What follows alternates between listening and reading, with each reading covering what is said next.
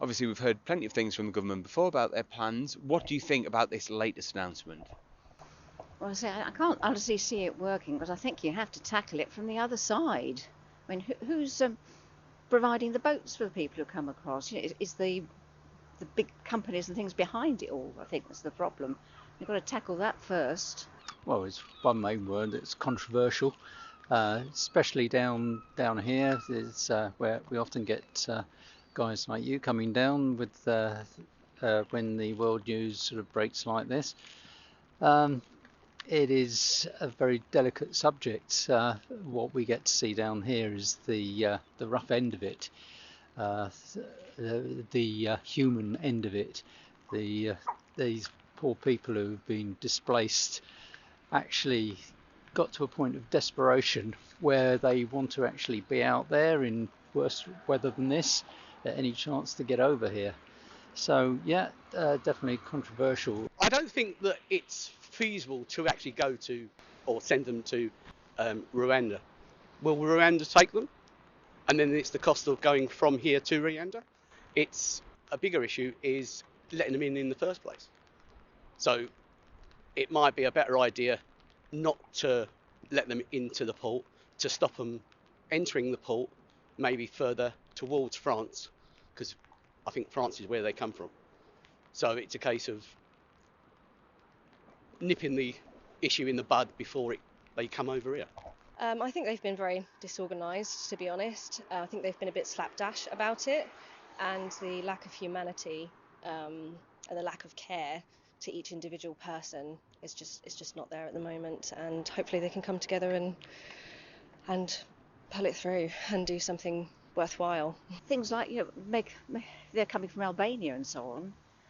Then why are they coming up from Albania when it's a free country anyway over there? I don't honestly think it's going to work, but you've got to try something. And I think they've got to be seen to be trying something. Well, I think migration's a big issue at the moment. You obviously, living in Kent, you see all the migrants coming across, and you see them on their rafts, and it's awful conditions. So I can understand the idea of sending them back, because we can't afford it really, can we, with government? But at the same time, they're still humans after all. They deserve some level of respect and dignity. I think in the past it's been a little bit draconian. As I've said, it's not an easy problem to solve. I don't think they've solved it. There again, I don't know what the answer is either. As I've said, it's not just this government, this country. It's a world problem. If they wish to claim asylum, then they should go through the proper channels. Everybody else does. Wherever they come from in the world, they come through the proper channels for asylum. When they come over in the dinghies and the boats, they've got no documentation to say where they come from. So how can any claim be assessed properly? But I don't know what else they can do, quite honestly. I say until you tackle it from the other side. And persuade the French or whoever's concerned to either take them or send them back, because they won't be able to go back anywhere if they don't have papers and so on. It's far more complicated than just saying send them back. Send them back to where and how? Yeah, living on the coast, you see, the situation that we're in. It's not good having people come over in rafts and stuff, but you see like Manston's backing up, and there's terrible things coming out of that.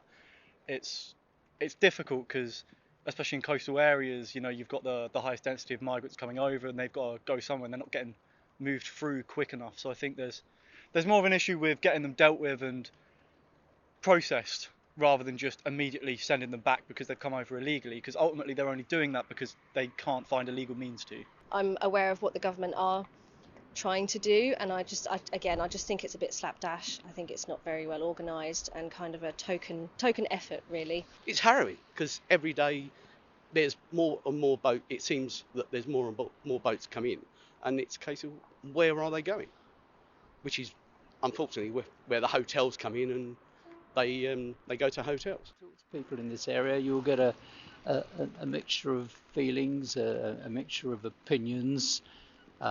You go from those who are saying that these are our shores, these people shouldn't be coming over, to those people who are saying, well, as I've said already, yeah, look at the lives